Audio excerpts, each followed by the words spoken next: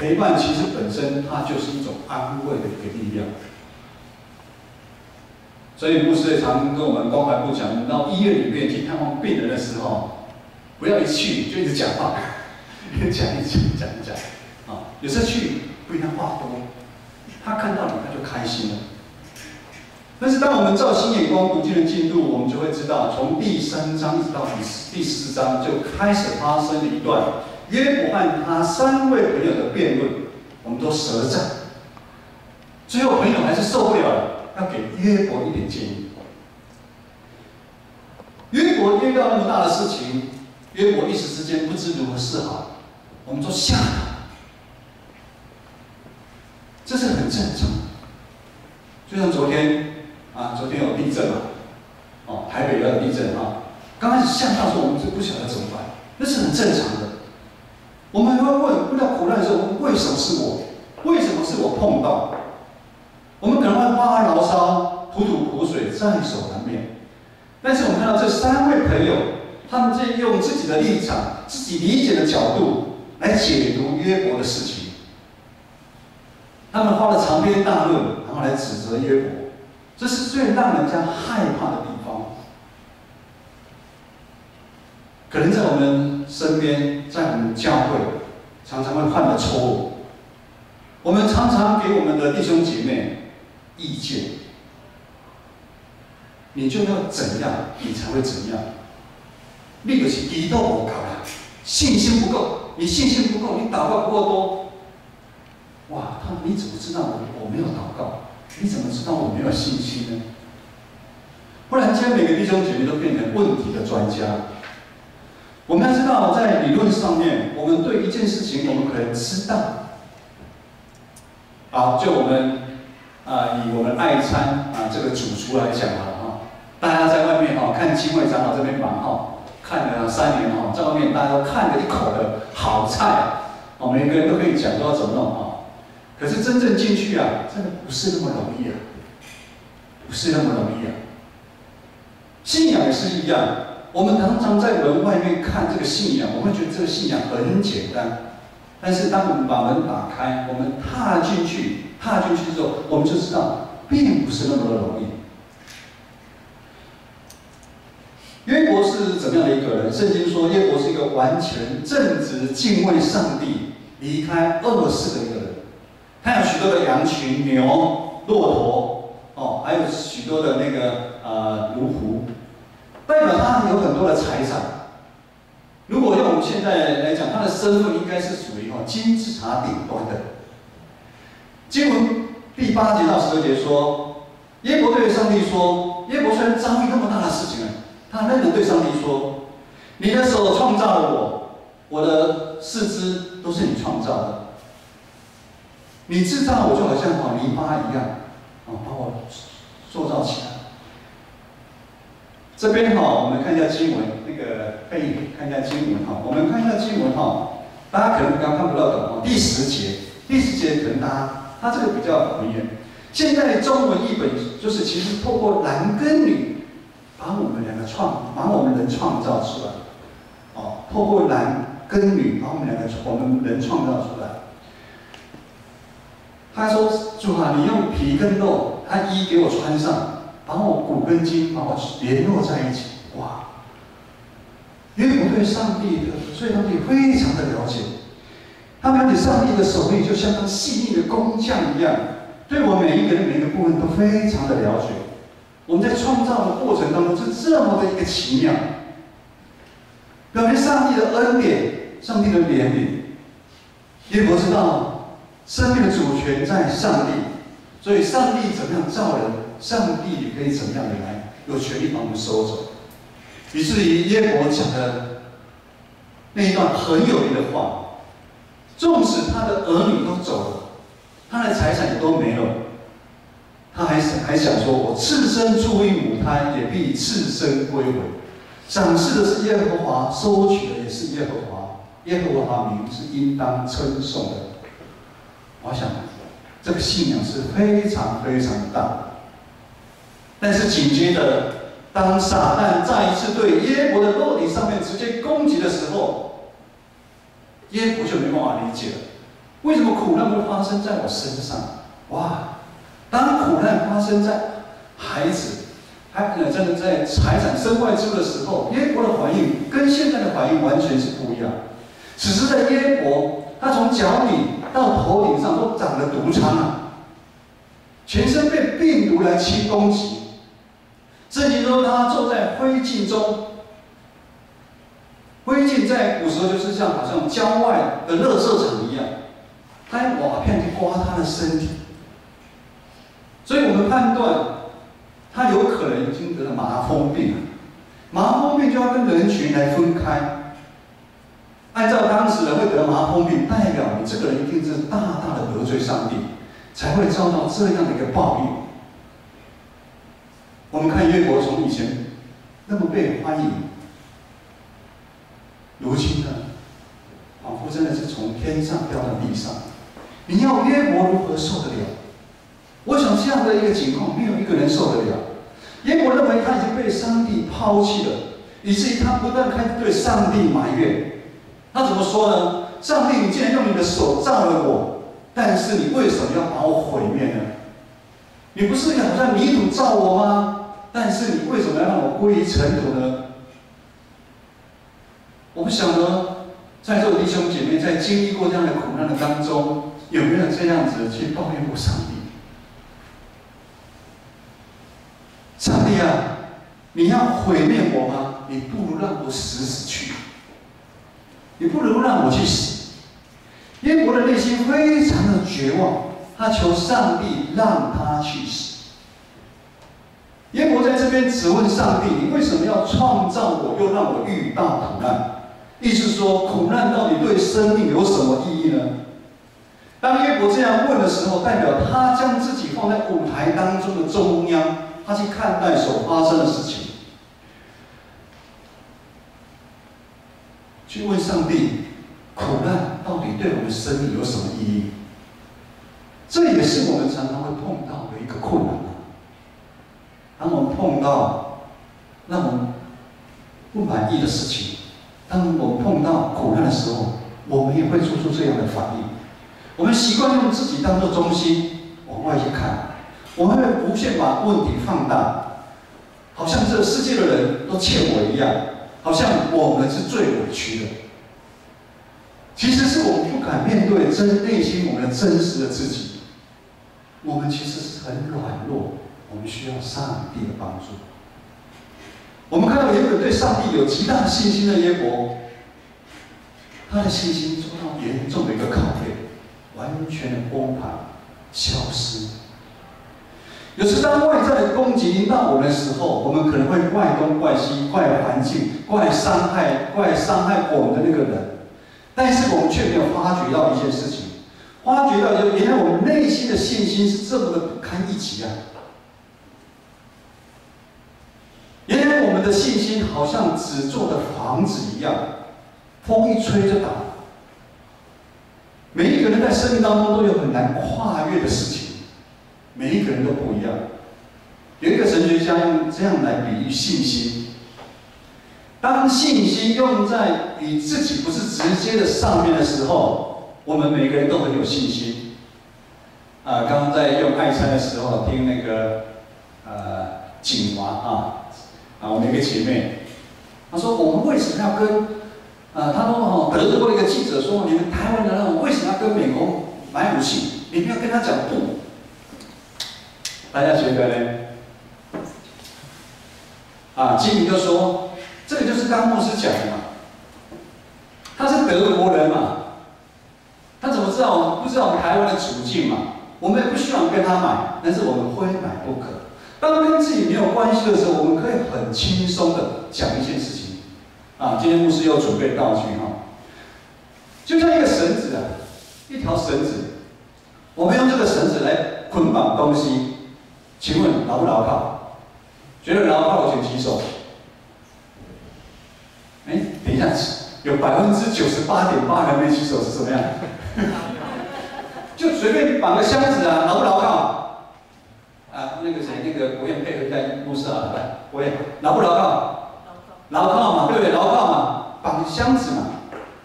可是如果当用这条绳那个绳子，我们在悬崖，当做我们救命绳的时候，你觉得救你的时候牢不牢靠？觉得不牢靠的举手。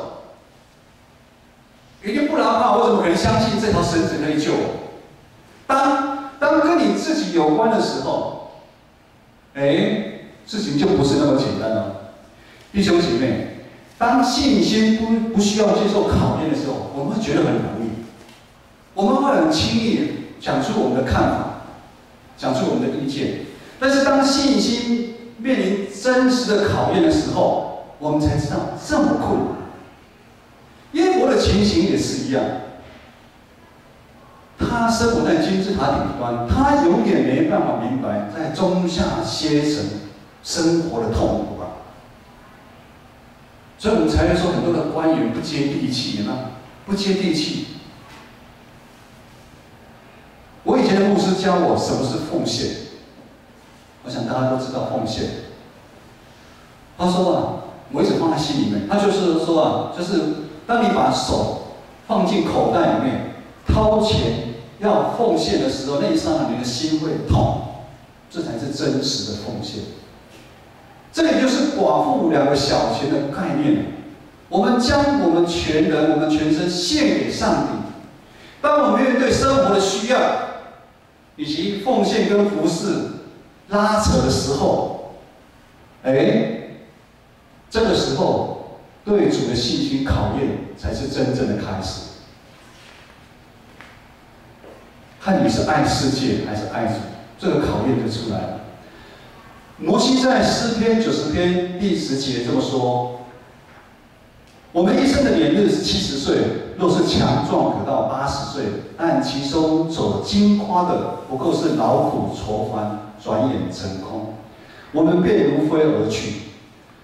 这个经文让大家都很熟悉，让我们知道人在世上的时间其实是很有限的，一转眼就过去了。一般人的日子最多活大概70、80岁。有人说牧师没有吧？听说你外婆现在是104岁，对，那个是真的是少数又少。就像我们教会90岁以上的，目前大概有5、6位长辈5、60，80岁了，那就真的很多了。摩西这一段让我们重新思考我们生命的内容到底是什么。在这个凡事讲求快速的年代，潜意识我们可能知道生命是什么，但是多少人会去细想生命到底是什么？甚至我们自己都不愿意面对我们自己的生命。摩西说，人最多可以活70、80岁，好，或者可以活得100岁。但是这不管是70、80岁、100岁，我们有什么好夸口的吗？在座的都很年轻啊。今天我们台礼堂70、80岁很多。你如果问他们这70、80年到底有什么，就真的如圣经所写的。我的阿嬷104岁，她有很多的儿孙啊，她有5个孩子，5个儿子，2个女儿。我妈妈是大女儿，但在我妈妈这一边，总共加起来的儿孙算一算，可能大概有20个人了，所以想想阿嬷她那个孙子应该很多，每次放假的时候，如果去回亲门去看，一定会去看带子群子爱子他们去看阿祖，一定会跟阿祖拍照，阿祖还可以自己洗衣服，自己洗衣服、洗澡。但是大部分时间其实就是坐轮椅了，然后看电视，给电视看，也看电视，那我们就会拍照，很开心，你们觉得阿嬷很开心吗？牧师在这个讲章的时候，在细细讲这个阿嬷。在我年纪小的时候，在我大概20几岁的时候，我的阿公过世。在我再长一点的时候，阿嬷有2个儿子已经走了。我们讲白发人送黑发人那种痛，不是我们可以理解，因为我们没有经历过。阿嬷多少有一些身体上面的病痛、不方便、耳朵重听等等。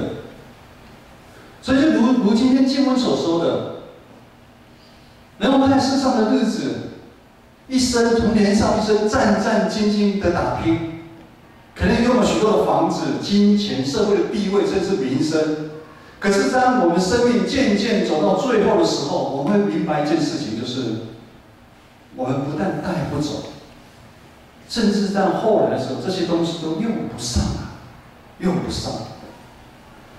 生命转眼成空，如飞而去，这是真实我们生命的一个写照。人没办法理解上帝创造我们的意义，以至于我们常常一天过一天，一年又过一年。诗篇第8篇也是大家非常熟悉的一段经文：人算什么，你竟顾念他；世人算什么，你竟眷顾他？你叫他比天使微小一点，必赐他荣耀尊贵为冠冕。人在整个宇宙当中这么的小，但是上帝却顾念我们，甚至最后差他的独生爱子耶稣基督来到世上拯救我们。最大的原因就是在整个受造物当中，只有我们是按着上帝的形象所创造，照着他的样式来造我们。所以，我们每一个人，弟兄姐妹，你的受造都是有意义的。当你在觉得说你自己没用的时候，你也是在说上帝，你造我没用。意思每一个人的生命存在都有它的意义，所以上帝不会无缘无故让我们遇到苦难。上帝的存在绝对不是为了人，人也绝对不是为了自己存在。牧师再说一次，上帝绝对不是为了人存在，人的存在也绝对不会为了自己。人的存在是为了要荣耀上帝啊！如果我们的信心就好像纸造的房子一样，我们就应该要像约伯一样打掉，重新再造。上帝会如同一个优秀的外科医生，他会将我们受伤的伤口清理干净。我想这边每个人应该从小到大应该有骑摩托车摔倒了、走路摔倒了，一个伤口。在清伤口的时候是非常的痛。可是如果说医生说你怕痛那就算了，就给你药膏弄上去，里面怎么会化脓啊？但是呢，外科医师他要医治你，他就要把伤口清干净，该刮掉的东西就会刮掉，清干净，绝对不会手下留情。所以每次外科在弄的时候，大家都哇哇叫，都是这样，因为很痛很痛。上帝如果真正爱我们，他不会将我们的苦难、将我们的痛苦收走，因为只有当我们痛到极致的时候，我们才会成长。弟兄姐妹，不是吗？我想刚刚以轩在唱第3首的时候很有感触啊，可能想到这也是他在做见证唱一首歌啊。上帝会经历苦难，会让我们到极致的。今天的经文10到12节，我们一起来读好不好？天气有点冷，我们可以读一下10到12节，12节就好，12节，约伯记12节，请你将生命和慈爱赐给我，你也眷顾保全我的心灵。这一节经文是约伯的转捩点。约伯一直处在一个矛盾当中。上帝啊，你的创造多美啊！上帝啊，你为什么要有苦难在我身上？约伯就在这样的一个矛盾当中，也在这样苦难的当中，信心一点一点的被建造。他终于明白了，上帝创造再美好，这些器官再美好，若是没有上帝，没有上帝的怜悯，没有上帝的看顾，我们人连一口气都活不下去。这个礼拜非常的寒冷，大家回去查一下，牧师都有在注意，很多人因为冷已经走了。若不是上帝的怜悯，我们连活下去一口气都没有，更不用我们要经历苦难。约伯终于理解苦难对生命的意义。上帝的同在，对我们来讲就是一个最宝贵、最宝贵的事。在最后，牧师在这新年的一个开始，牧师要用德国一个神学家叫汤霍瓦，他在他写了一本书叫《跟随基督》的这本书当中，他整个这么一段话，让我们了解受苦到底对我们基督徒的意义。你可能现在有万般的一个委屈，万般的无奈，受苦都要跟随耶稣基督的人成为一种呼召。当基督呼召一个人的时候，他就是叫他来死。我们在去年圣诞节的时候，有4个弟兄姐妹，他们受上帝的呼召受洗，今天都在现场。上帝呼召我们，就是要来受死。意思就是说，追随基督的人需要彻底的改变自己啊！你要将旧的老我，要让它死去，穿上基督的新衣服啊！所以做基督的门徒，首先要做的就是必须跟世界要划清楚。耶稣也是说，你不能说你爱我，你又爱马门。我们要把旧我治死，旧的我把它弄死，穿上基督的新衣，这就是基督的呼召。基督的呼召是需要付上代价，什么代价？就是要背上十字架，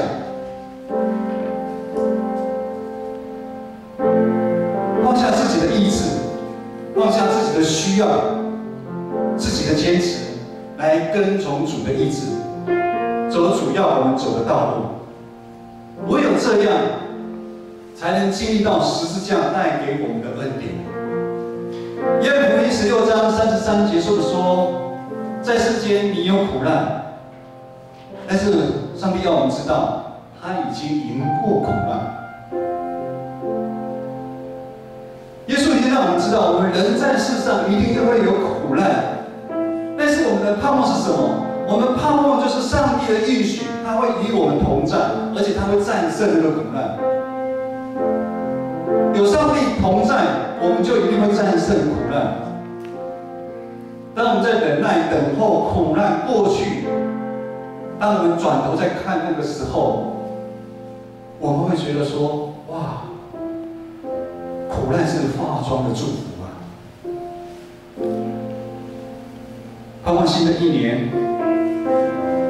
每个弟兄姐妹的生命都如约伯一样，由暗转明。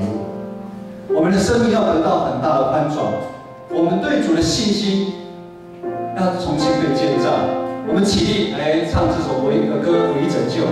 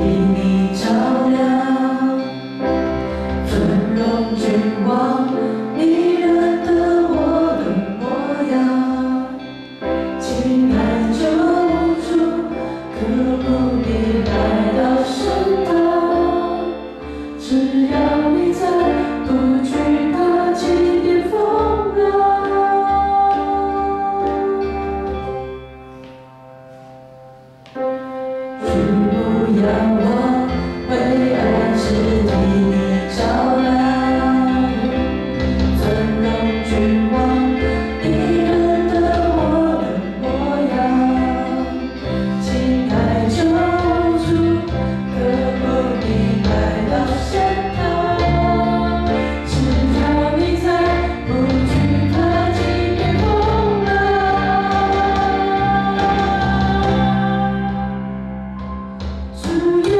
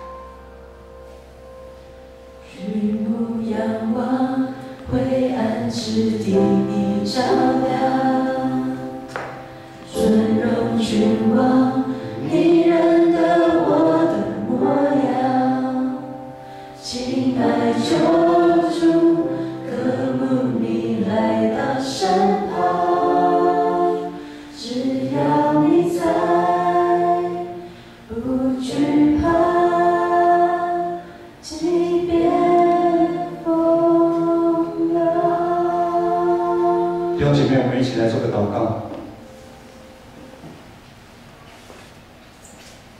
天父上帝，我们感谢你。我们知道我们每一个人的苦，你都知道。求神帮助我们在座的弟兄姐妹，